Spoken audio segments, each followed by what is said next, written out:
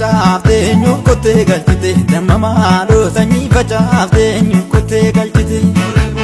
maaliif tafuu fi lakkuu kennite damma maaloo maaliif tafuu fi lakkuu kennite laalcha bileetoo sibiila nyaachiisanii damma maaloo laalaa raddaa tooriirima nyaachiisanii daftee dhuftuu kophaatti na doorsiisanii damma maaloo nan akka qabdu kophaatti